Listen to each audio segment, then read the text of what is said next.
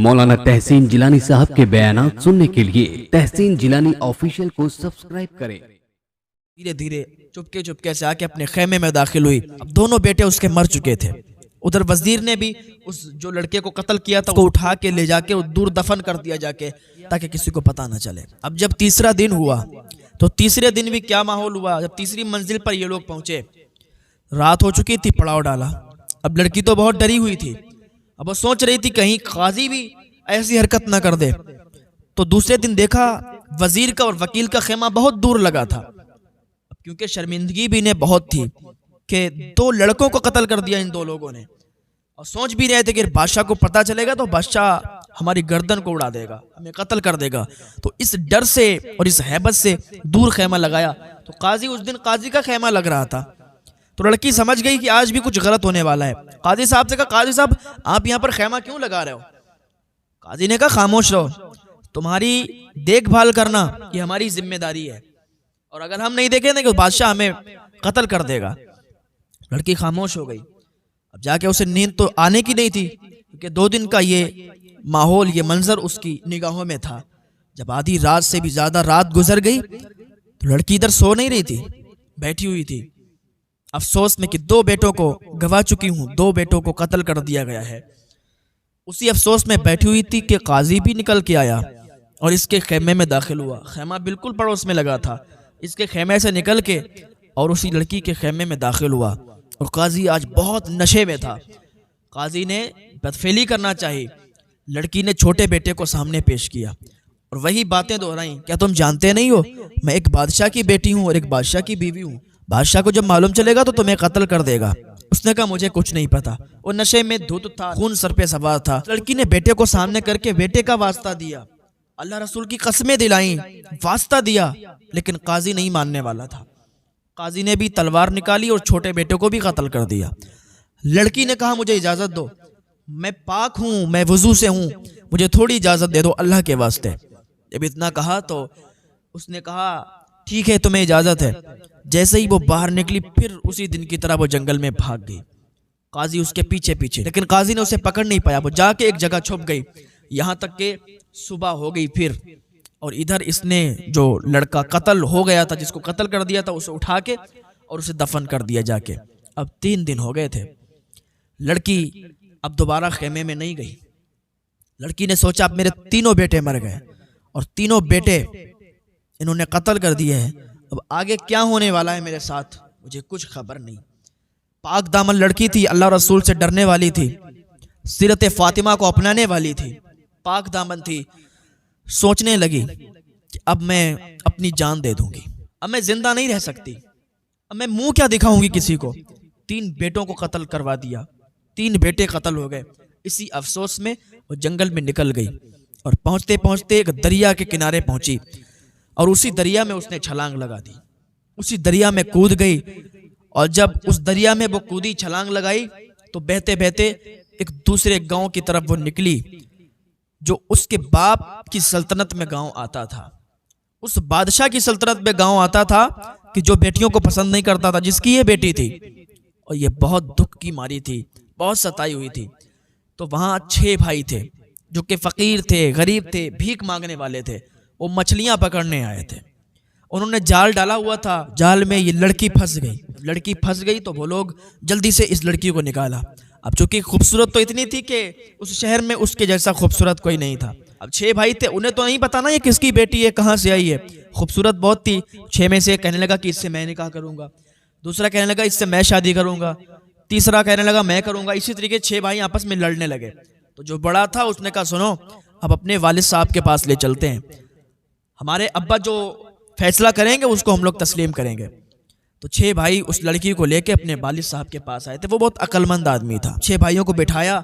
6 भाइयों ने बताया कि एक लड़की हम लोगों को मिली, उसकी हमने जान बचाई, तो हम चाहते हैं कि हम निकाह कर लें।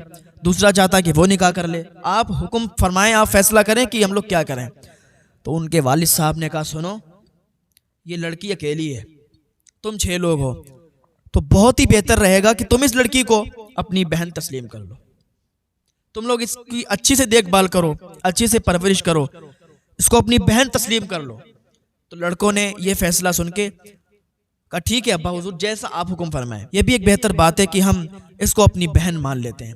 6 भाई थे, फकीर थे, अपनी बहन उन्होंने तस्लीम कर लिया और जैसे बहन की खिदमत करते हैं, जैसे बहन से बोलते हैं, उसी तरीके से वो उसके साथ वो लोग रहने लगे और उसकी बहुत इज्जत करते, उसकी बहुत देखभाल करते। तो एक दिन उसने कहा लड़की ने कि सुनो, इस मुल्क का जो बादशाह है उसको कहानी सुनने का बड़ा शौक है, उसको किस्से दास्तान सुनने का बड़ा शौक है।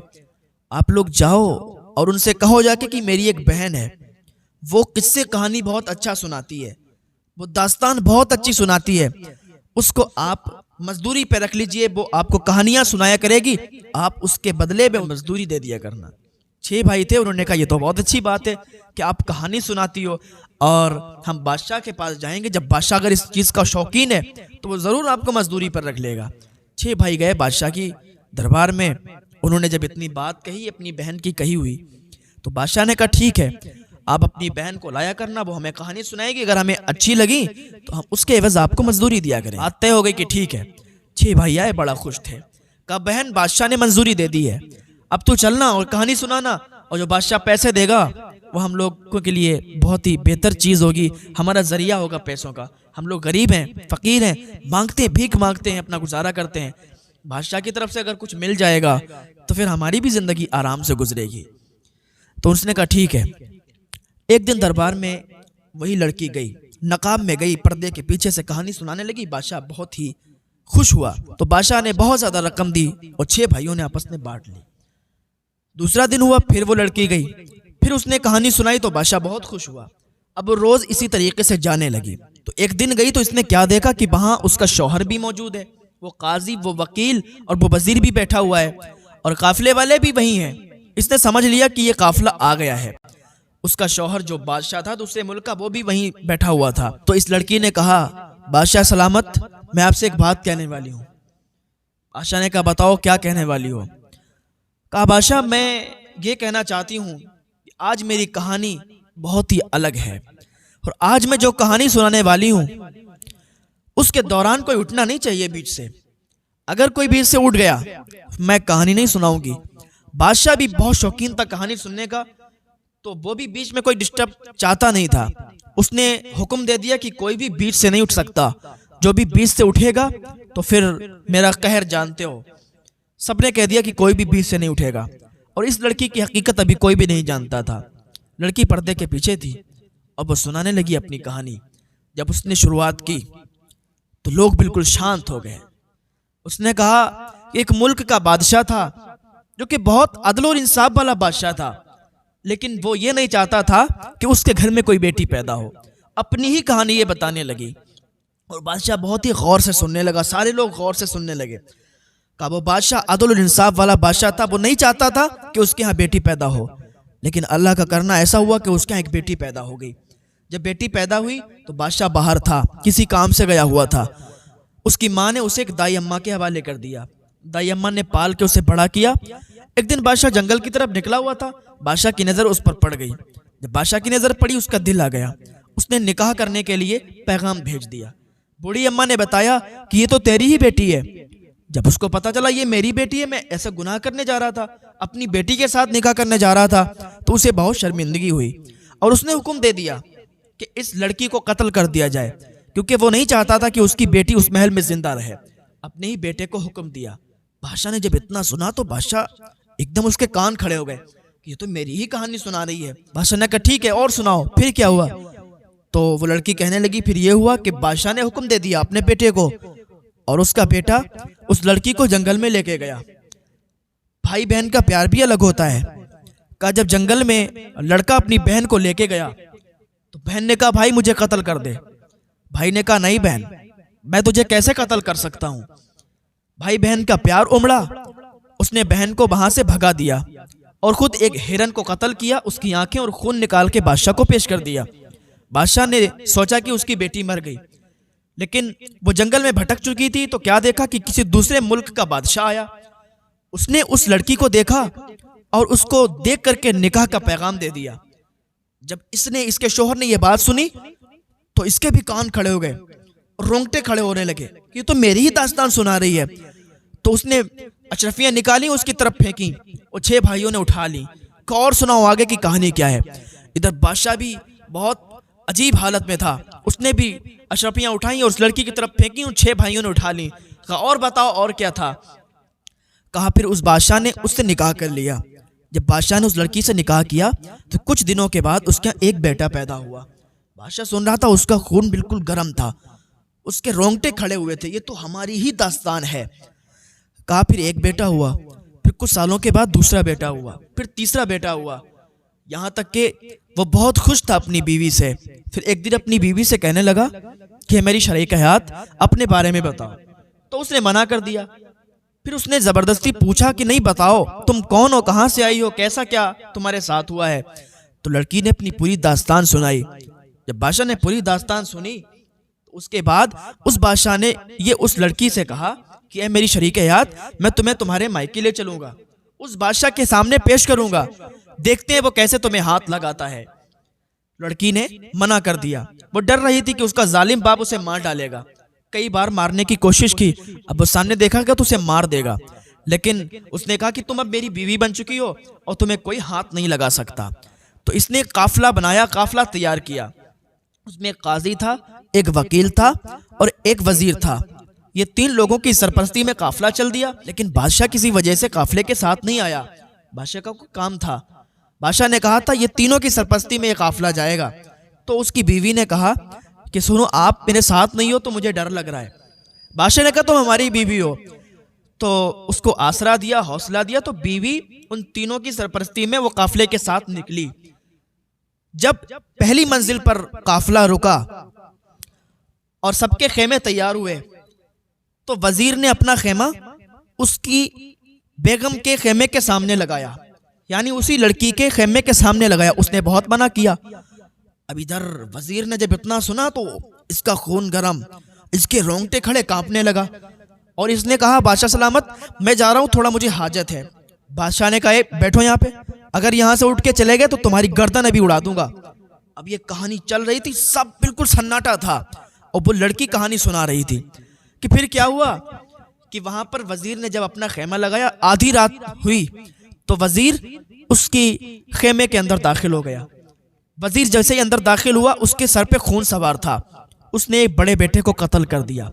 चूंकि लड़की पाक दामन थी, वो वहां से किसी बहाने से भाग निकली, जंगल में भाग गई। वो जंगल में ढूंढता रहा यहाँ तक कि सुबह हो गई और फिर वो वजीर वहां से चला गया। तो लड़की फिर अपने खेमे में आई, देखा तो उसका बेटा नहीं था, बड़ा बेचैन हुई। यह काफिला फिर चलने लगा और वहां कहने सुनने वाला कोई नहीं था। यह काफिला चलने लगा, चलते चलते जब दूसरी मंजिल पर रुका, अब ये कहानी सुना रही थी, बादशाह सुन रहा था, सब लोग सुन रहे थे। और जब ये काफिला दूसरी मंजिल पर रुका तो फिर वकील ने उस खेमे के सामने अपना खेमा लगाया। लड़की बहुत मना करती रही, लेकिन वो नहीं माना। उसके दिमाग में कुछ और ही चल रहा था। जब आधी रात से ज्यादा रात हो गई तो वो भी फिर खेमे में दाखिल हुआ। सर पे खून सवार था, तलवार हाथ में थी। उस लड़की ने अपनी इज्जत बचाने के लिए अपने लड़के को सामने किया, उसका वास्ता दिया, लेकिन एक बात भी उसने नहीं मानी और उसको कत्ल कर दिया। जब वजीर के बाद वकील ये सुन रहा था, वकील ने जब अपनी ही कहानी इतनी सुनी तो वकील खड़ा हो गया, कहने लगा बादशाह मुझे हाजत है, मैं अभी आता हूँ। बादशाह ने कहा बैठ जा, अगर अब की कोई बोला तो सर तन से जुदा कर दूंगा। बेटी सुनाओ और कहानी बताओ आगे की क्या है। और ये भी बादशाह, इसका शौहर भी सुन रहा था और काफी रकम उन 6 फकीरों को दे दी थी, क्योंकि आज की कहानी उन्हें बहुत अलग लग रही थी और सबके ऊपर की कहानी थी। बादशाह के ऊपर की थी, वजीर के ऊपर की थी, वकील, ये तो वही था जो इनके साथ हुआ था और अपनी बीती सुना रही थी। तो फिर कहा कि उसने जब दूसरे बेटे को भी कत्ल कर दिया तो किसी बहाने से वो लड़की भाग गई। यहाँ तक कि वो पीछे से उसे दौड़ाता रहा, उसे पकड़ता रहा, लेकिन उसे वो लड़की मिली नहीं, वो झाड़ी में जाके छुप गई थी। यहाँ तक कि सुबह होगी तो फिर वापस आके अपने खेमे में उसने देखा तो लड़का वहां भी मौजूद नहीं था। इन्होंने दफन कर दिया कत्ल करके। जब तीसरी मंजिल आई, फिर काजी का खेमा सामने लगा और काजी को भी उसने मना किया, लेकिन काजी भी नहीं माना। जब आधी रात से ज्यादा रात गुजरी तो काजी भी खेमे में दाखिल हो गया। उसके सर पे खून सवार था, उसने छोटे बेटे को भी कत्ल कर दिया और लड़की के साथ बदफेली करना चाहता था। लड़की ने बहुत बताया कि वो बादशाह की बीवी है, लेकिन उसने एक ना मानी और बदफेली करना चाहता था। लड़की बचती बचाती वहां से भाग गई, जंगल में जाके छुप गई। वो उसको ढूंढता रहा यहाँ तक कि सुबह हो गई। फिर लड़की वापस खेमे में नहीं गई। फिर वो एक दरिया में कूद गई, दरिया में छलांग लगा दी। और 6 फकीर थे और 6 फकीरों ने उसको निकाल लिया, उसको बचा लिया। जब उन 6 फकीरों ने सुना कि ये तो हमारी ही कहानी लग रही है, तो वो बहुत इत्मीनान से बैठ गए, उनके भी रोंगटे खड़े हो गए। का ये तो हमारी ही कहानी है। का उन 6 फकीरों के घर वो लड़की रहती रही और आज वही लड़की आज इस महल में आके और बादशाह के सामने, अपने शोहर के सामने वही अपनी बीती कहानी सुना रही है। जब इतना उसने कहा था तो अपने चेहरे से नकाब भी उठा दिया, पर्दा भी हटा दिया। कहा अब्बा देख लो, ये तुम्हारी ही बेटी है जिस पर इतने जुल्म हुए हैं। बादशाह की तरफ मुंह करके कहा कि देखो ये तुम्हारी ही बीवी है जिसके साथ इतना जुल्म हुआ है। आज अपनी ही बीती कहानी सुनाई है मैंने। बादशाह खड़ा हो गया और उसका बाप जो बादशाह था वो भी खड़ा हो गया। उसे भी अब शर्मिंदगी थी क्योंकि उसने अपनी बेटी पर बहुत जुल्म किए थे। उसे भी अपनी बेटी पर प्यार आ रहा था। जल्दी से आगे बढ़ा, अपनी बेटी को सीने से लगाया, कहा बेटी मुझे माफ़ कर दो, मैंने बहुत बड़ी गलती की, मुझे मालूम नहीं था कि बेटी की इज्जत क्या होती है। हाँ, बेटी से उसने माफ़ी तलब की। फिर जो उसका शौहर था, बादशाह था, वो उसके करीब आया, उसने भी माफ़ी मांगी कि मेरी बीवी मुझे माफ़ कर दो, मेरी शरीके हयात मुझे माफ़ कर दो, मैंने तुम्हें अकेला भेजा, मुझे आना चाहिए था तुम्हारे साथ। अगर मैं तुम्हारे साथ होता तो ये कुछ भी घटना तुम्हारे साथ नहीं घटती और आज हमारे बेटे भी जिंदा होते। फिर उसने काजी, वकील और वजीर की तरफ आंख उठाकर देखा और कहा बताओ तुम्हें क्या सज़ा दी जाए। उस टाइम 2 सज़ाएं बहुत मशहूर थीं। तो एक सज़ा उनके लिए मुंतखब की गई। कई घोड़ों को एक मैदान में जमा किया गया। एक आदमी के लिए 8 घोड़ों को मुंतखब किया गया, 4 आगे और 4 पीछे। इसके 2 हाथों को बांधा गया रस्सी से और घोड़ों के पैरों में बांधा गया और इसके पैरों पे रस्सी डाली गई, इधर पीछे वाले घोड़ों के पैरों में बांधा गया और घोड़ों को तेज रफ्तार में दौड़ा दिया गया। इसके चिथड़े चिथड़े उड़ गए, वजीर के भी चिथड़े उड़ गए, वकील के भी और काजी के भी। इन तीनों को बहुत ही भयानक सजाएं दी गई। तो बस कहना इतना है कि जब तक अल्लाह ना चाहे किसी को मौत नहीं आ सकती। और बेटियों की इज्जत किया करें। अगर किसी के घर बेटियां पैदा हों तो उन्हें नहुसत ना समझें। बेटी अल्लाह की रहमत होती है। हुजूर जब आए तो बेटियों को इज्जत मिली, वरना पहले बेटियों को जिंदा दफन कर दिया जाता था, बेटियों को ऐसे ही जमीन में गाड़ दिया जाता था। बेटियों की इज्जत नहीं थी, लोग बहुत नफरत किया करते थे। हुजूर आए तो बेटियों को इज्जत मिली। हाँ, बेटियों से नफरत ना किया करें, वो अल्लाह की रहमत होती है। जिसके यहाँ बेटियां होती हैं ना, उसके यहाँ अलग ही बरकत हुआ करती है। आज बेटों की विलादत होती है तो लोग बहुत धूमधाम से उसका हंगामा करते हैं। बेटी पैदा होती है तो अफसोस करते हैं। डूब के मर जाना चाहिए, डूब के मरने का मकाम है अगर कोई ऐसा सोचता है। बेटी को नहुसत अगर समझता है कोई। अल्लाह ताला सबको हिदायत अता फरमाए, अल्लाह नेक अमल करने की तौफीक अता फरमाए। बेटी